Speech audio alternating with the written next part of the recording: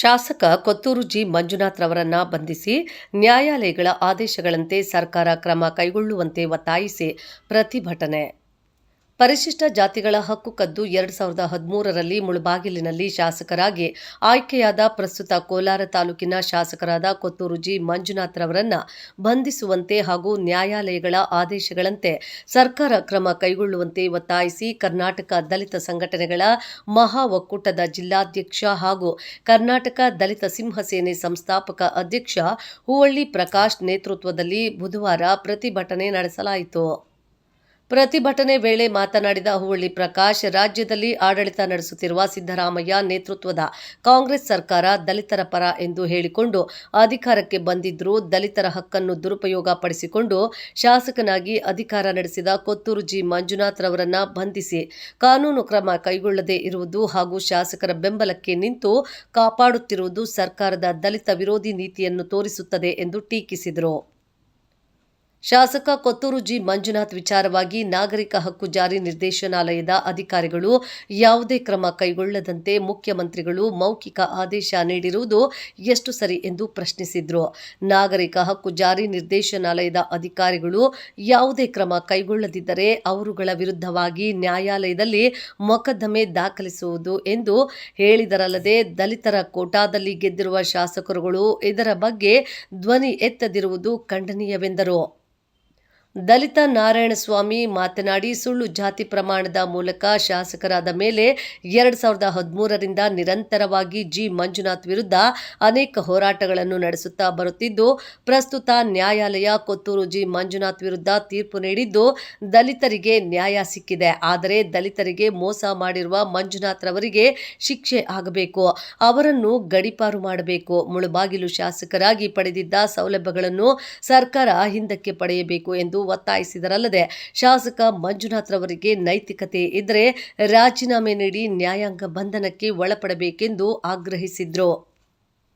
ಪ್ರತಿಭಟನಾಕಾರರು ನಗರದ ಬಂಗಾರಪೇಟೆ ವೃತ್ತದಲ್ಲಿರುವ ಬಾಬಾ ಸಾಹೇಬ್ ಅಂಬೇಡ್ಕರ್ ಪ್ರತಿಮೆಗೆ ಮಾಲಾರ್ಪಣೆ ಮಾಡಿ ನಗರದ ಪ್ರಮುಖ ರಸ್ತೆಗಳ ಮೂಲಕ ಮೆಕ್ಕೆ ವೃತ್ತದವರೆಗೆ ಪ್ರತಿಭಟನೆ ಮೆರವಣಿಗೆ ನಡೆಸಿದರಲ್ಲದೆ ತಕ್ಷಣ ಸರ್ಕಾರ ಎಚ್ಚೆತ್ತುಕೊಂಡು ಶಾಸಕ ಕೊತ್ತೂರು ಜಿ ಮಂಜುನಾಥ್ ವಿರುದ್ಧ ಕಾನೂನು ರೀತಿ ಕ್ರಮ ಕೈಗೊಳ್ಳಲು ಒತ್ತಾಯಿಸಿ ಜಿಲ್ಲಾಧಿಕಾರಿಗಳ ಮೂಲಕ ಮುಖ್ಯಮಂತ್ರಿಗಳಿಗೆ ಹಾಗೂ ಜಿಲ್ಲಾ ರಕ್ಷಣಾಧಿಕಾರಿಗಳ ಮೂಲಕ ಗೃಹ ಮಂತ್ರಿಗಳಿಗೆ ಮನವಿ ಸಲ್ಲಿಸಲಾಯಿತು. ಪ್ರತಿಭಟನೆಯ ನೇತೃತ್ವವನ್ನು ದಲಿತ ಪರ ಸಂಘಟನೆಗಳ ಮುಖಂಡರುಗಳು ವಹಿಸಿದ್ರು.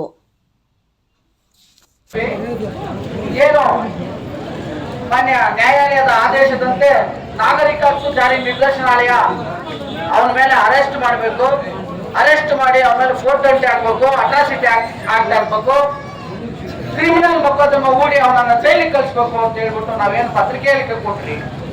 ಮಾನ್ಯ ದಿವಸ ನಮ್ಮ ಸಹೋದರರು ಯಾವ ಪತ್ರಿಕೆ ಹೇಳಿಕೆ ವಿರುದ್ಧ ಒಂದು ಪತ್ರಿಕೆ ಹೇಳಿಕೆನ ಕೊಡ್ತಾರೆ, ಅವರು ಪ್ಯಾಕೇಜ್ ಅನ್ನ ತಗೊಂಡಿದ್ದಾರೆ. ದಯವಿಟ್ಟು ಮಾಧ್ಯಮದ ಮುಖಾಂತರ ನನ್ನ ಸಹೋದರರಿಗೆ ಒಂದು ಪ್ರಶ್ನೆ ಮಾಡ್ತಾ ಇದ್ದೀನಿ. ಏನು ಸವಲತ್ತು ತಗೊಂಡಿದ್ದಾರೆ ಅದನ್ನ ಕೂಡಲೇ ವಾಪಸ್ ಪಡಿಬೇಕಂದ್ರೆ 18ರಲ್ಲಿ ಆದೇಶ ಆಗ್ತದೆ. ಈಗ ಮಾನ್ಯ ಸರ್ವೋಚ್ಚ ನ್ಯಾಯಾಲಯ ಒಂದು ಪ್ರಕರಣದಲ್ಲಿ ನಮ್ಮ ಪರವಾಗಾಯಿತು. ಉಚ್ಚ ನ್ಯಾಯಾಲಯ ಡಿಸೆಂಬರ್ 15ನೇ ತಾರೀಕು ಅವರು ಬಂಧಿಸಬೇಕು. ಯಾವುದೇ ಕಾರಣಕ್ಕೂ SC ST ಸೆಲ್ ಇವತ್ತು ವಿಫಲವಾಗಿದೆ. ಅದರಿಂದ ಮಾನ್ಯ ಸರ್ಕಾರ ಕೂಡಲೇ ಗಮನ ಹರಿಸಿ ಈ ಕೊತ್ತೂರು ಮಂದಿ ಶಾಸಕ ಜಾತಿಕದ ಕಳ್ಳ ಕೊತ್ತೂರು ಮಂದಿರವನ್ನು ಕೂಡಲೇ ಬಂಧಿಸಬೇಕಂತ ಸರ್ಕಾರಕ್ಕೆ ಮನವಿ ಸಲ್ಲಿಸಬೇಕು. ನೀವು ಕೂಡಲೇ ಸಲ್ಲಿಸ್ತೀನಿ ಅಂತ ಬರ್ಕೊಡ್ಬೇಕು. ಈಗ ಒಂದು ನಿಮಿಷ ಮೇಡಮ್, ನೀವು ಸರ್ಕಾರಕ್ಕೆ ಸಲ್ಲಿಸ್ತಾ ಇದ್ದೀರಿ ಹೇಳಿ ಅಷ್ಟೇ. ನೀವು ಭಾಷಣೆಯನ್ನು ಮಾಡಕ್ ಹೋಗ್ಬೇಡಿ. ದಯವಿಟ್ಟು ಬನ್ನಿ ಮೇಡಮ್, ತಹಸೀಲ್ದಾರ್ ಮೇಡಮ್ ಬನ್ನಿ ಮೇಡಮ್. ನಾವು ನಿಮ್ಮ ವಿಚಾರದಲ್ಲಿ ನಮ್ಮ ಕೋಪ ಏನಂತ ಹೇಳಿದ್ರೆ, ನಮ್ಮ ಜನಕ್ಕೆ ಕೆಲಸ ಆಗಬೇಕು. SC ಜನಾಂಗ ಬಹಳ ಬಡವರಿದ್ದಾರೆ. ಯಾಕಂದ್ರೆ ನಿಮಗೆ ಗೊತ್ತು, ನೀವೆಲ್ಲ ಓದ್ಕೊಂಡಿದ್ದೀರಾ. ಅವ್ರ ಪಾಪ ನೋಡಿ, ಅವರು ಬಟ್ಟೆಗಳು ಮತ್ತು ಅವ್ರು ಇರ್ತಕ್ಕಂಥದ್ದು ಕೂಲಿನಲ್ಲಿ ಬಂದಿರ್ತಕ್ಕಂಥ ಅವ್ರ ಕೈ ಎಲ್ಲ ಮುಣ್ಣಾಗಿರ್ತಿತ್ತು ಅವರಿಗೆ.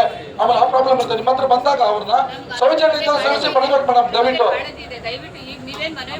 ಮನೆ ಮೇಡಮ್ ಕೊಡ್ತೀರಿ, ಮೇಡಮ್ ಕೊಡ್ತೀರಿ. ದಯವಿಟ್ಟು 2 ಮಾತು ಮಾತಾಡಿ. ಫಸ್ಟ್ ಮನವಿ ಕೊಡೋಣ.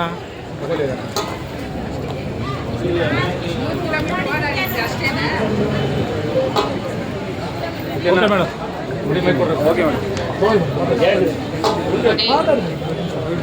ನೀವೇನು ಮನವಿ ಪತ್ರ ಕೊಟ್ಟಿದ್ದೀರಾ ಅದನ್ನು ನಾನು ಸ್ವೀಕರಿಸಿದ್ದೀನಿ. ಜಿಲ್ಲಾಡಳಿತದ ಪರವಾಗಿ ನಾನು ಒಬ್ಬ ಪ್ರತಿನಿಧಿಯಾಗಿ ಬಂದು ನಿಮ್ಮ ಮನವಿ ಪತ್ರವನ್ನು ತಗೊಂಡಿದ್ದೀನಿ. ಸರ್ಕಾರಕ್ಕೆ ನಿಮ್ಮ ಮನವಿ ಪತ್ರವನ್ನು ಮುಗಿಸೋದು ನನ್ನ ಜವಾಬ್ದಾರಿ. ಆ ಕೆಲಸ ನಾನು ಮಾಡ್ತೀನಿ. ಬಂಧುಗಳೇ, ಎಲ್ಲ ಅಲ್ಲೇ ಕುತ್ಕೊಳ್ಳಿ ಈಗ